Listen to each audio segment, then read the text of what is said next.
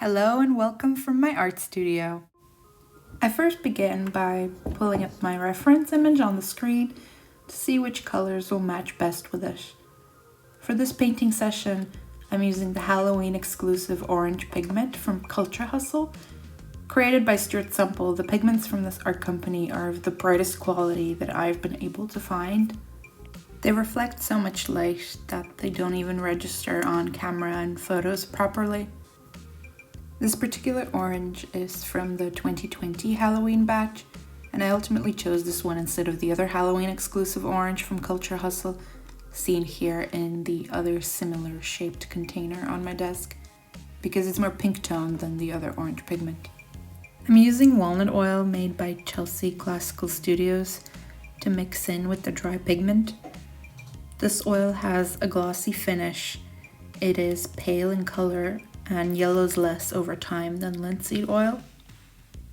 Walnut oil is also faster drying than poppy oil and is often used for whites, pale blues, and yellows.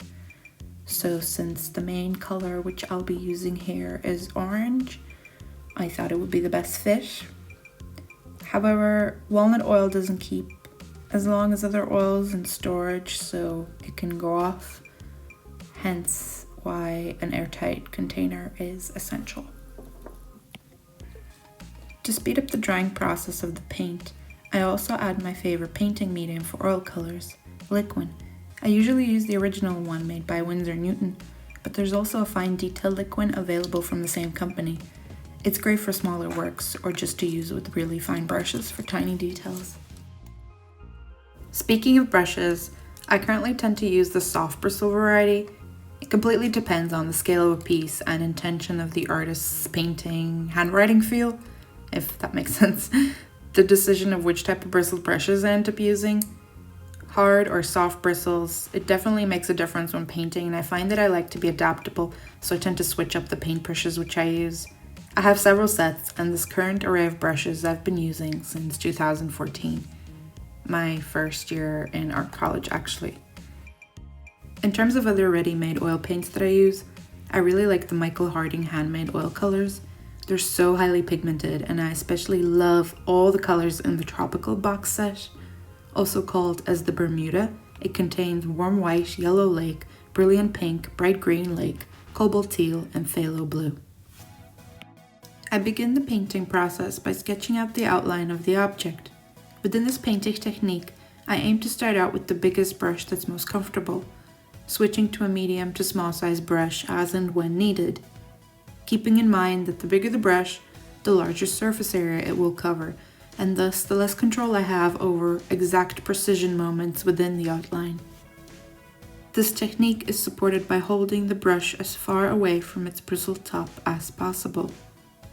This relinquish of pedantic control when painting allows for more free, organic, and unpredictable brushstrokes, giving the work a more varied painterly brushstroke handwriting.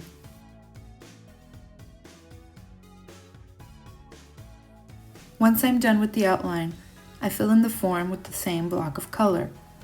This underpainting should be low in oil content to enable subsequent layers of color to adhere properly. In oil paintings, early layers of color should always be lean. If they are too rich and thick paint is put on top, this results in varying speeds of drying and subsequent high chance of cracking. I then work my way through the values, usually from dark to light, adding the darkest points at the very end, followed by the brightest white for the highlights. However, the darkest points are usually never pure dark oil paint straight from the tube. I either mix my own black using an even amount of all the primary colors mixed together, or I simply use the darkest hue of the color used for the main form. In this case, it's orange, so a really compact mix of dark orange and red was used. As for the highlights, I prefer to use a variety of pure whites and very light color mixes of the base color used overall, in this case again, orange. Titanium white often tends to be too strong and overpowering for highlights alone. Flake white, zinc white, and soft mixing white are what I have in my arsenal currently as alternatives.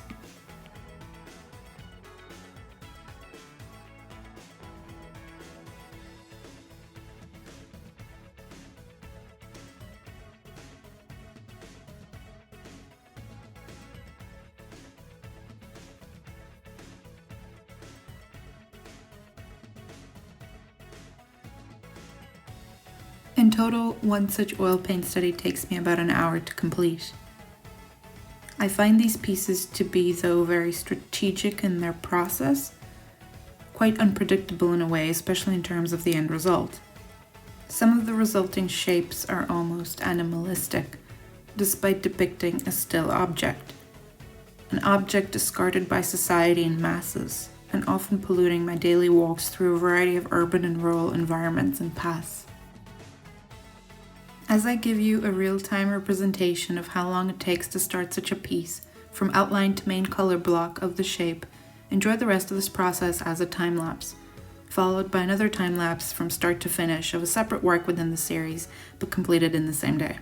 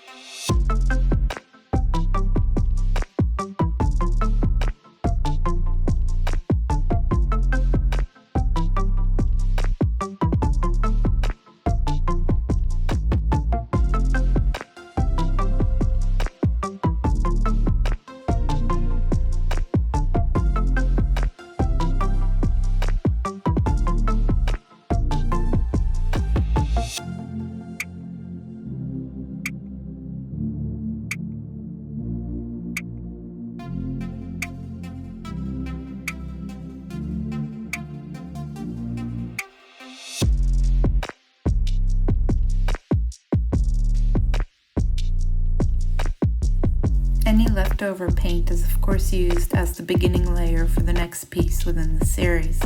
What color do you think will go best with this bright magenta fuchsia?